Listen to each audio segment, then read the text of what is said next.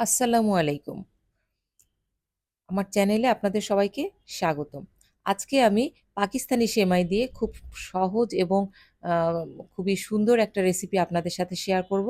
আশা করি আমার সাথেই থাকবেন। এখানে আমি ১ প্যাকেট পাকিস্তানি সেমাই নিয়ে নিয়েছি।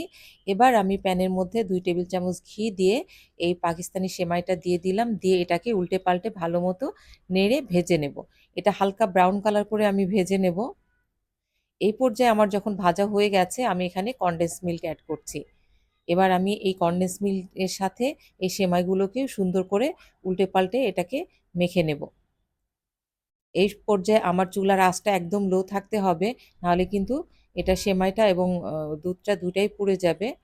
এবার আমি যে পাত্রের মধ্যে এটাকে সেট করব সেই পাত্রের মধ্যে কিছুটা ঘি ব্রাশ করে নিচ্ছি।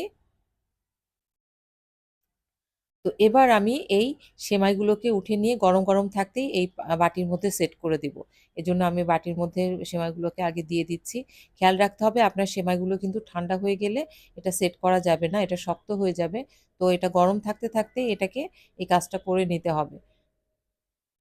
আমি হাত দিয়ে চেপে, চেপে সুন্দর করে বাটির সাথে এটা লাগিয়ে দিচ্ছি।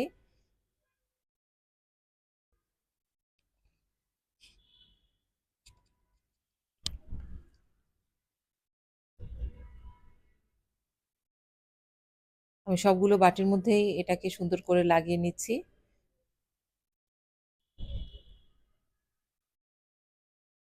তো এটাকে লাগানো হয়ে গেলে পরে এটা ঠান্ডা হওয়ার জন্য কিছু সময় দিতে হবে। এখন আমি একটা প্যানের মধ্যে আবার কিছুটা দুধ দিয়ে দিলাম। দিয়ে আমি এখানে সামান্য চিনি দিয়ে দিলাম, দেখতে পাচ্ছেন। চিনিটা আমি বেশি দেই নাই। আমি হালকা চিনি এখানে আ ইউজ করব। এবার আমি ১ টেবিল চামচ যে কাস্টার্ড পাউডারটা গুলে রেখেছিলাম, সেই কাস্টার্ড পাউডার আমি এটার সাথে দিয়ে দুধের সাথে দিয়ে ভালো করে এটাকে নেড়ে-চেড়ে রান্না করে নিচ্ছি। দেখতে পাচ্ছেন কিভাবে রান্না করেছি। এবার আমি এটাকে একটু সার্ভ করার জন্য সুন্দর মতো একটা আম পলিথিনের মধ্যে নিয়ে নিলাম, যাতে আমি এটা সুন্দর মতো সার্ভ করতে পারি। আমার যেই কাপের মধ্যে আমি সেমাইটা সেট করেছিলাম, সেটা অলরেডি ঠান্ডা হয়ে শক্ত হয়ে গেছে। এবার আমি এটাকে একটা, একটা করে উঠিয়ে নিলাম। দেখতে পাচ্ছেন কত সুন্দর লাগছে। এবার আমি যেই কাস্টার্ডটা করে রেখেছিলাম, এটা আমি পলিথিনের নিচের সাইডটা একটু ফুটা করে আমি এটাকে সুন্দর মতো এটার মধ্যে বসিয়ে দিচ্ছি। এ পর্যায়ে আমি উপরে দিয়ে দিচ্ছি কিছুটা বাদাম কুচি। তো আমার সেমাইয়ের নাস্তাটা রেডি হয়ে গেছে।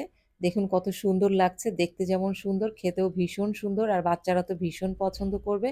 আশা করি আপনারা বাসায় ঈদে অথবা যেকোনো প্রোগ্রামে এটা তৈরি করে যদি কারো সামনে দেন, সবাই ভীষণ পছন্দ করবে। তো আজকে এই পর্যন্তই। দেখা হবে আর অন্য কোনো রেসিপিতে।